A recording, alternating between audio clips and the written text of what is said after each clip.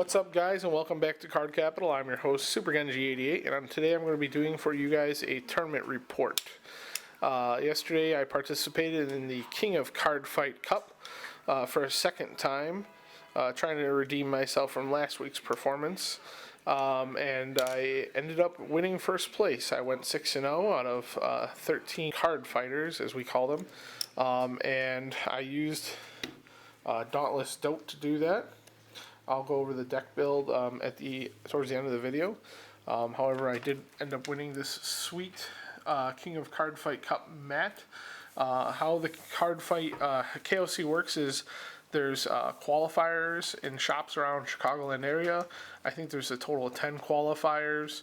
And it's, like I said, anywhere from 10 to 20 people, I think is what they've been getting. Perhaps more today since it was actually in Chicago.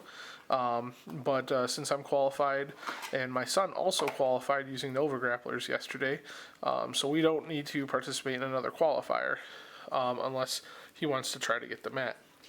But so we got that mat, and then I got this mat as like a raffle prize, which was kind of neat. And then out of my prize winning packs, I got 9 packs. It was 10 and 8, but we decided to split between first and second before we played. I ended up pulling awesomely, though. We got the Hellfire Seal Dragon Blockade Inferno, Eradicator Sweep Command Dragon, Adamantite Celestial Anal, and Ravenous Dragon Battle Rex. So those were some pretty sweet pulls. This one's for trade. I need 3 more of that guy to build Hellfire Dauntless, and 1 more Sweep Command, which I think I'll be getting from my teammate Nick. So with that being said, let's go ahead and get into the deck profile. Alright, so for the grade 0 lineup, we have my starting Vanguard, which is Lizard Soldier Conroe. I prefer Conroe to anything else that Kagero has to offer right now because I like the 5k boost it provides my main Vanguard, making it a good 16k line for most of the match until I decide to use its search power to either find my Wyvern Guard Bari or one of my drop and draws, or perhaps even one of my draw triggers that I'll show you a little bit later, because it is search for 1 or less. So then I run 6 crits. It's not as much crit as I would normally like to run, but I feel this deck requires more draws, so I've done 6 and 6 now since I started playing DOTE itself, and I'm continuing the same lineup for Dauntless DOTE. I'm then running the 6 draws here. All of my draws do something. I'll never call them as a booster. This guy gives the plus 3,000 until end of turn boost, and you can put him in your soul. And this guy soul charges and retires one of your opponent's grade 0s.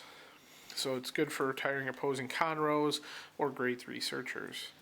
I then run the 4 heals, which I think most people run these days since the beginning of time. We then have 4 perfect guards. I was only running 3 with my regular DOTE deck. I've upped it to 4 since the meta has changed and break rides are a thing. So I feel the extra perfect guard in the deck is very necessary right now. Let me know what you guys think about that specifically down in the comment section down below. I also like to run 6 of the drop and draws. This guy is active whenever, but then I don't get to boost with him. This guy, on the other hand, is only active if my opponent has a grade 2 Vanguard or rear guard. But then I do get to boost with him after I drop and draw. So he's pretty cool. I'm glad that they released a card like that for Kagero. And then finally the 8k booster that helps with my lines. Actually, honestly, it doesn't help any more than the 7Ks do, period. But he's there, and I may end up changing him out in the future. We'll see. So on to the grade 2s and 3s. Alright, now for grade 2s, we have Burning Horn Dragon. He becomes a 12k when you have Draconic Overlord at the end on Vanguard. We have 4 Bellicosity Dragons. This guy is almost like a mini Draconic Overlord at the end because he does put a good amount of pressure on your opponent. They usually want to guard this because they don't want you getting your counterblast back. Followed by Berserk Dragon, who is really good removal. He is awesome in this deck because of Bellicossi and the fact that you usually do get more open than usual. He can just keep coming down on the field and retiring your opponent's rear guards. He doesn't hit threes, but he hits everything else. So definitely a 4 of in the deck. Moving on to the grade 3s, we have Dragonic Overlord at the end, of course, as well as the all-star of the deck, Dauntless Dragon. Dote does a good job himself with pressure, but when he becomes 21 thanks to rewriting Dauntless, your opponent just doesn't know. Either you're going to restand him anyways because you have the cards in hand to do so, or you may surprise your opponent when they let it hit because you have Dragonic Overlord in your hand, the end, and you just Persona Blast it to use his effect, and then that way you don't lose as much card advantage as when you use him. So I never got the opportunity to use Dauntless's effect and then Dragonic Overlord's effect. It just never happened for me, but I definitely rode this. Opponent let it hit, and then I was able to Persona Blast and save hand advantage.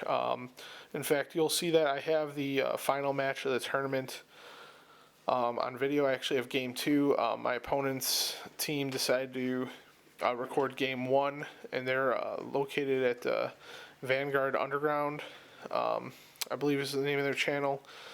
So I'll be posting a link to that in the description, as well as probably an annotation like right here, once I get that information, so you can see game 1, and then I'll be posting up game 2 to follow up. So let me know what you guys think in the comment section down below, and as always, thanks for watching.